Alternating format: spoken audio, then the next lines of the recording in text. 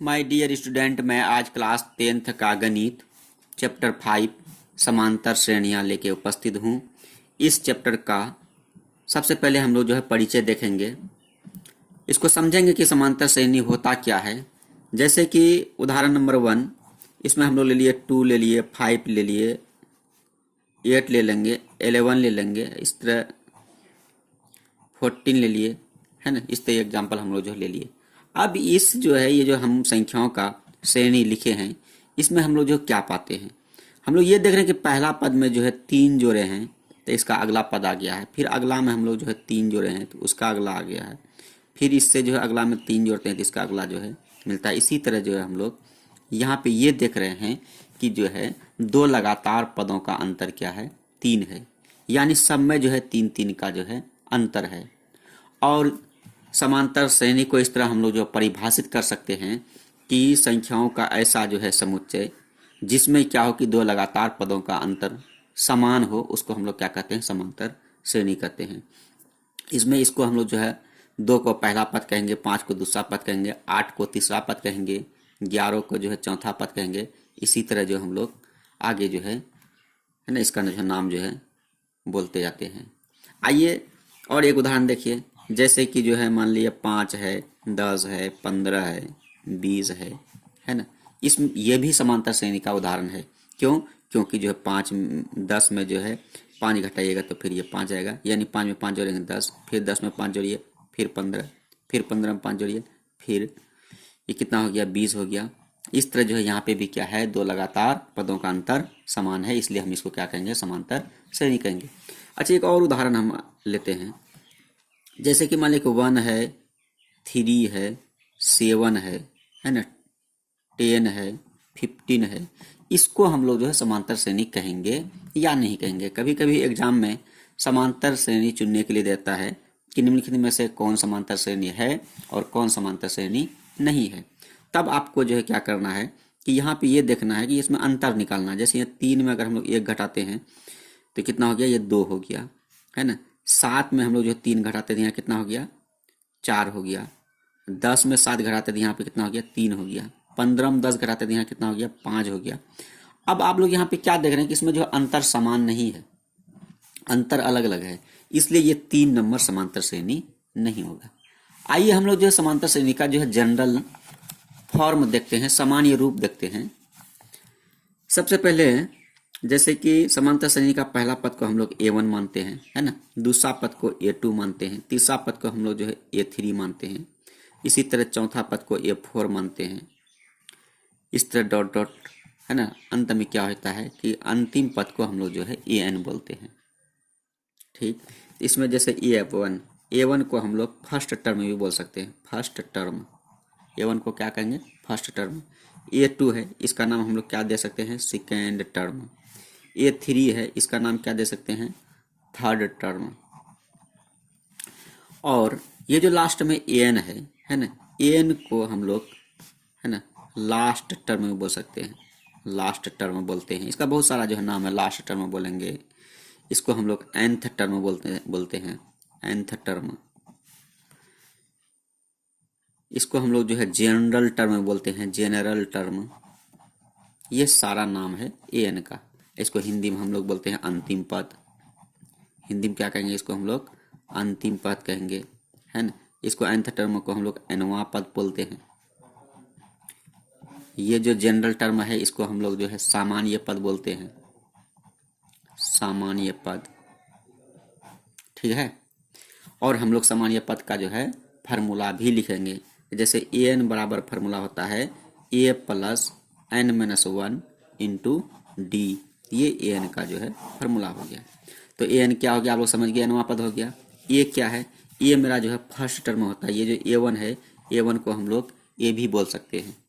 A1 बराबर ये होता है। N क्या है, N है पदों की संख्या, है ना। N क्या है, N बराबर पदों की संख्या, नंबर ऑफ टर्म्स, पदों की संख्या। N को हम लोग क्या बोलते हैं, पदों की संख्या। जैसे कि आप लोग इसमें देख रहे हैं कि इसमें N पद है, 1 2 3 4, इसी तरह कहाँ तक चले गया है, N तक चले गया, N पद होगा उसमें। और देखिए एक चीज में एक और आया है D। D क्या है, D हम लोग बोलते हैं कॉमन डिफरेंस, सार्व अंतर को हम लोग डी बोलते हैं। इसको थोड़ा समझिए डी क्या होता है। जैसे कि यहाँ 5 से 10 देखे थे, अंतर कितना था, 5 था। 10 से 15 देखे थे, अंतर कितना था, 5 था। 15 से 20 देखे थे, अंतर कितना था, 5 था। इसी जो है ये जो अंतर है, इसी अंतर को हम लोग क्या बोलते हैं, कॉमन डिफरेंस बोलते हैं, सार्व अंतर। इसको भी देखिए थोड़ा सा, है ना, ये कॉमन डिफरेंस, कॉमन डिफरेंस, इसको जो है हम लोग डी से निरूपित करते हैं। इसको जो है सार्व अंतर भी बोलते हैं, हिंदी में सार्व अंतर, है ना। तो ये डी बराबर कैसे हम लोग निकालेंगे, डी हम लोग क्या करते हैं, दूसरा पद में पहला पद को घटा के निकालते हैं। जैसे 10 में 5 घटाएंगे, 10 में 5 घटाएंगे कितना आएगा, 5 आएगा। इसी को हम लोग क्या बोलते हैं, डी बोलते हैं, सार्व अंतर बोलते हैं। जैसे कि क्वेश्चन है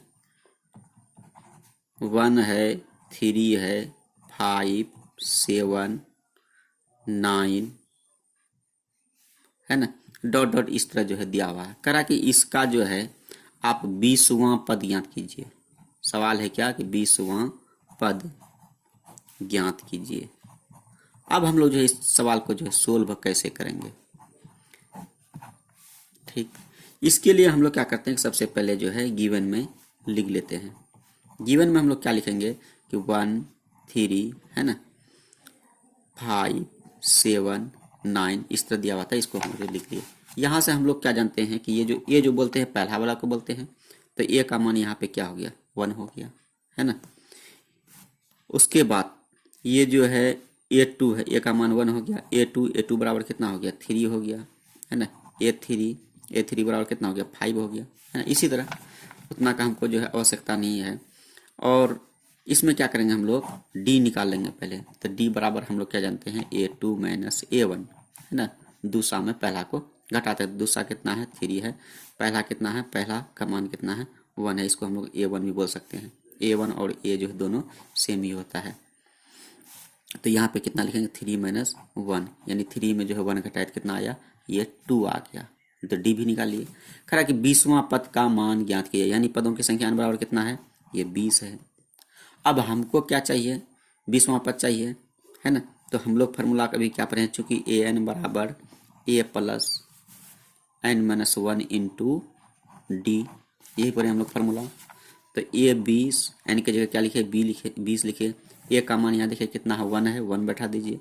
n की जगह फिर हम लोग क्या लिखेंगे, 20 लिखेंगे, फिर माइनस 1, और ये d का मान कितना है, 2 है, यहाँ 2 लिख दिए।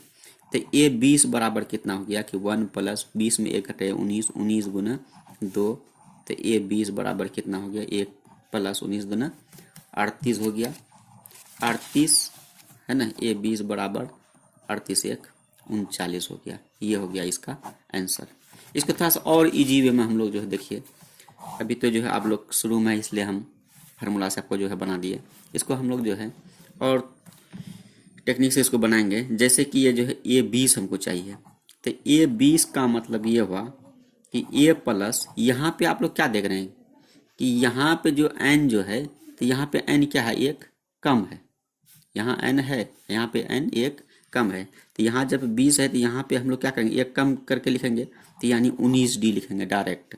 तो ए का मान 1, 19 गुना डी का मान 2, तो 1 प्लस 19 दूना 38, 38 और 1 39। इस तरह जो हम लोग, है ना, आसानी से और जो है जल्दी में बनाएंगे। और देखिए आपको जो हम an का फार्मूला तो बता ही दिए। अब हम लोग एक और फार्मूला देख रहे हैं समांतर श्रेणी में कि n पदों का योग का फार्मूला क्या होगा। योग को हम लोग जो है, जैसे ये Sn, इसको हम लोग क्या पढ़ेंगे, इसका मतलब हो गया n पदों का योग, n पदों का योग। Sn का मतलब n पदों का योग। S क्या होता है, S होता है समेशन, योग, यहाँ n लगा दिए, इसका मतलब n पदों का योग। ये Sn का फार्मूला क्या होता है, Sn का फार्मूला होता है Sn बराबर n/2 2a plus n minus 1 into D. समांतर श्रेणी में एक पहले जो nवां पद का फार्मूला हम लोग जो पढ़े, an बराबर a plus n minus 1 into D, ये फार्मूला है ना। दूसरा फार्मूला ये अभी पढ़े हम लोग, Sn बराबर n/2 2a plus n minus 1 into D. ये दो फार्मूला के अलावा आपको जो है कोई अन्य फार्मूला का उतना जो है ज़रूरी नहीं पड़ेगा। यदि आप इस 2 फार्मूला को जो ठीक ढंग से समझ लेते हैं और याद रखते हैं तो पूरा समांतर श्रेणी चैप्टर आप जो है आसानी से बना सकते हैं। अब जो हम लोग क्या करेंगे कि जो एक्सरसाइज में जाएंगे, अगला वीडियो में आपको जो एक्सरसाइज मिलेगा। अब जो है कमेंट करके ज़रूर बताएंगे ये वीडियो आपको कैसा लगा। Thanks for watching video.